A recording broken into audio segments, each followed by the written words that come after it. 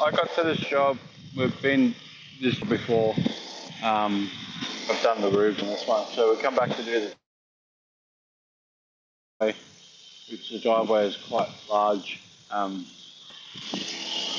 and what we want to do is we want to run the 8 gallon and the 5 gallon at the same time, so that's going to lead to water problems, running 2 machines at quite high flow, especially with my holding tank. So what is, we'd drive in and we'd park the truck here, wouldn't we? We'd park it in the driveway, or we'd park it on the grass there because we're washing all the concrete here, and this would probably be the first tap that you hook up to. So what we did is we always do a little recce, especially when we're on these little acre blocks, because you know they're going to be on tank water, and you don't know where the plumbing is going to go. So we come in here and we test this one, and the flow is pretty dismal. That's not going to feed 2 machines, let alone 1 machine. So what we do is we just walk around the house and we have a look. This is basically how we walked around the house. We had a look at all the taps and stuff that were going. So we actually linked these 2 back taps together, and that's that tap there. So that's double the flow of that one, and it's on the back side of the house. So that tells me the water flow and the water pressure on the back side of the house is much stronger than the front side, because I dare say that pipe down there is going all the way through the house. So the water feed is somewhere along this side of the house. So what we have to do is track it down. So we come up to this end and we found this end to be even stronger. So that'll feed the 8 gallon pretty easy. That's really good pressure. It's really nice pressure. So we hooked up to theirs first off, and then I got the young fella going on the driveway, and then I went for a walk. The water tanks are all the way down there. So what I did is I just went for a walk. Because I know when I did the roofs I had better flow down off the tap down here, because it was coming straight off the tanks. So when I did the roofs, I parked in the middle of the paddock here, and I run my hoses over the top, and then I had to move my truck up really to get the back side of the roof. But what we did is we're just looking. So I'll come down here. I was just looking to see where the plumbing's going. I wanted to look at the tanks as well. So look down the tanks. All 3 tanks are interlocked with pipe work. I noticed the valve on the back 2 tanks is shut off, so he's not pumping water out of these 2 back tanks because they're just full of water. His tank level's there, so he's got lots of water.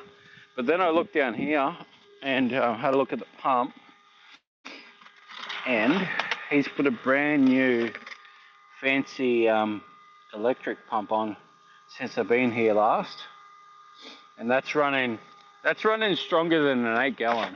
So that there is feeding that 1 inch piping, then it drops into a 1.5 inch main feed that goes up to the house. So I kept looking.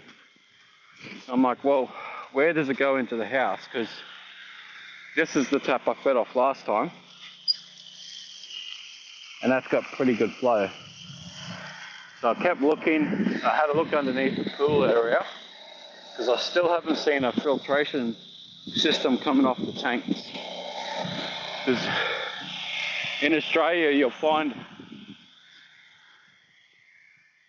if they don't have a filtration system off the tanks, which normally cuts your water supply or water pressure in half.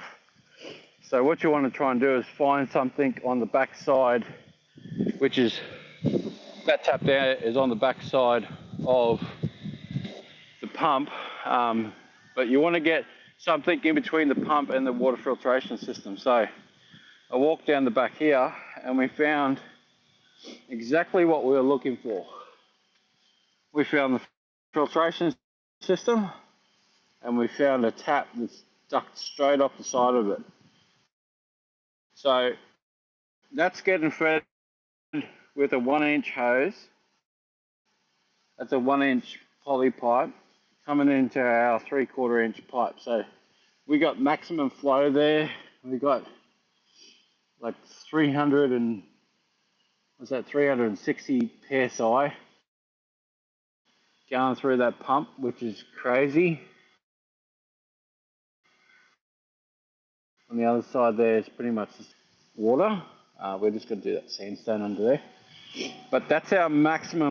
By finding that tap, we're running the 10-gallon electric pump and we're running the 8-gallon pressure washer. So we're running like maximum amount of flow coming just off that tank tap there. And because we're down lower, we're not getting all that bypass, but we're not getting the friction coming through that filtration system. So ideally, if you can find a tap like that, that is your prime tap. Sometimes you just got to do a walk around and find what you're looking for. Because a lot of these property owners that have got like nice big property area have got what you're looking for because they've probably come across that problem themselves. Obviously, he's come across that problem because he's put a brand new pump down there because he hasn't got enough water pressure in the house. Because it would just, from where the pump is to where the house is, there's almost 2 stories. So it'll be dropping in pressure. So we are cleaning the sandstone up. So the sandstone's come up really nice. There's a little bit left down there, brown mark. So these are pretty much just, you can hit them with a chemical, bit of soap, and then come back with a bit of water pressure. So you got a little bit stuck on the top here. So you might just hit that edge a bit stronger. That's over there, working on the driveway, which helps with maximum flow.